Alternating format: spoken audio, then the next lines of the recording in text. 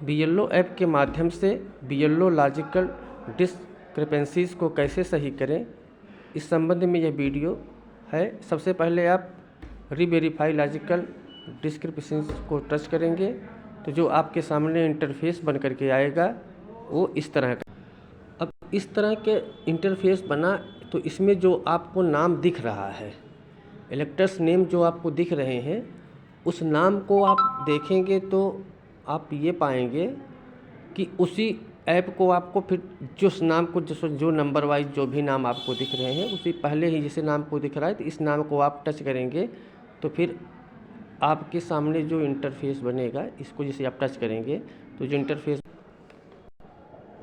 अब ध्यान देने वाली बात यह है कि जिस मतदाता को मैंने टच करके ये प्रयास किया, इसमें इस प्रकार की लॉजिकल जो डिस्क्रिपेंसीज हैं वो ये आ रही है कि age is greater than 45 and not is last SIR, reverify mapping with elector in last SIR।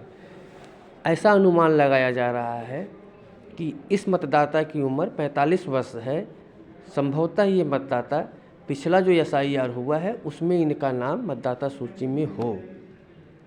इसलिए हमको ये चेक करना है कि जिस मतदाता के बारे में जो सिग्नल मिला, जो हमको ये विसंगति मिली जो है, उसमें यह है कि इनका नाम इनकी उम्र 45 साल की है, किंतु ये रीवेरीफाई इनका करना आवश्यक है। इनका नाम 2003 की मतदाता सूची में होना चाहिए था, जो कि नहीं किया गया है। एक गलती इनके में ये संभावना है। दूसरी गलती ये संभावना है कि different with parent age less than 15 years, मतलब इनके और इनके जो संबंधी हैं, जो प्रोगेनी हैं, जो इनके पिता माता हैं, उनके बीच में इनकी जो उम्र का जो अंतर है वो 15 वर्ष का है और इसलिए इनको जो है वेरीफाई करने की आवश्यकता है। अब स्थिति ये है कि अगर ये ऐसा भी हो सकता है कि ये 45 वर्ष के हों और इनका नाम वास्तव में 2003 की मतदाता सूची में नहीं हो।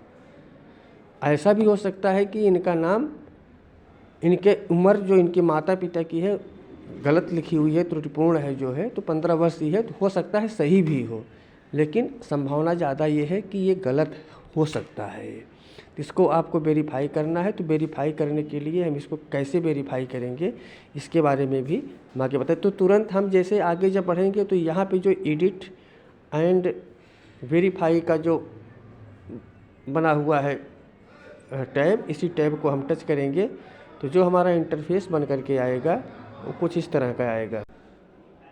इस तरह का इंटरफेस आपके सामने आएगा। आगे बढ़ेंगे तो अब आप देखें कि इनकी उम्र 45 वर्ष की थी, लेकिन इस मतदाता को आपने प्रोगेनी में, मतलब बीएलओ ने प्रोगेनी में ऐड कर दिया था, मतलब उनका नाम उसमें ना ऐड करके प्रोगेनी में ऐड किया, जबकि होना चाहिए था इनका नाम 2003 की मतदाता सूची में इनका नाम रहा था। तो कहने का तात्पर्य ये है कि इनको अगर हम 2003 की मतदाता सूची से इसको हमको सही करना है, तो सही करने के लिए हमें इन्हें, जैसे ये जो अभी वर्तमान में जो इनका नाम यहाँ पे दिख रहा है, हमको इसी टैब को यहाँ पे टच करना है, यहाँ पे टैब का टच करना है। जब हम इस टैब को टच कर देंगे तो जो हमारे सामने जो इंटरफेस बनेगा, इस तरह के बने इंटरफेस में ये साफ साफ दिखा रहा है, do you want to change the category type. Category type का मतलब ये हुआ कि 3 कैटेगरियों में हम मतदाता की मैपिंग कर रहे हैं। वह वाज इलेक्टेड देयर इन 2003, क्या मतदाता 2003 की मतदाता सूची में है, एक कैटेगरी ये है।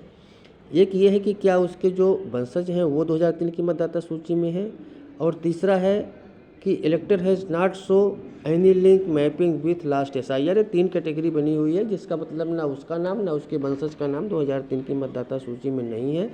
इस तरह से 1, 2, 3 कैटेगरी बनी हुई है। तो जबकि जो मतदाता को हम अभी कर रहे थे उसका नाम 2003 की मतदाता सूची में था, तो मैंने इसको 2003 की मतदाता सूची में टच किया। तो इसमें हम यहाँ पे यस दिखा देंगे। जब हम यस दिखाएंगे तो हमारे सामने जो इंटरफेस बन करके आएगा वो कुछ इस तरह का आएगा। इस तरह का इंटरफेस बनेगा जब हम इसको 2003 टच करेंगे। तो यहाँ पे ध्यान दें, जो ऐड सेल्फ डिटेल जो कॉलम है, इसी क्योंकि अभी जो हम भरे थे इसको 2003 प्रोगेनी बना करके भरे हुए थे, अब हमको इसको ऐड सेल्फ डिटेल को टच कर करके भरना है। यहीं पे गलती हो रही है, इसको ध्यान नहीं दिया जा रहा है। ध्यान देंगे, ऐड सेल्फ डिटेल वाले टैब को हमको टच करना है।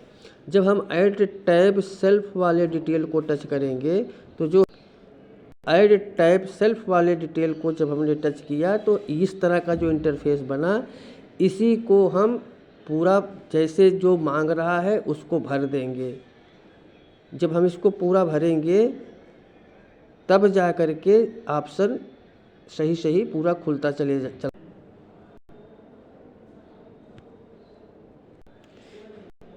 तो इस तरह से हम ये देखेंगे कि एडिट सबमिट करेंगे जब पूरे फार्म को, तो फिर एक बार हम इसको एडिट वेरीफाई करके जब चेक करेंगे तो हमने जो नया फार्म भरा हुआ है उस फार्म को देख करके फिर जो वेरीफाई वाला ऑप्शन है, वेरीफाई वाले ऑप्शन को टच करेंगे तो ये हमारा वेरीफाई हो जाएगा। आगे सबमिट करेंगे तो हमारा काम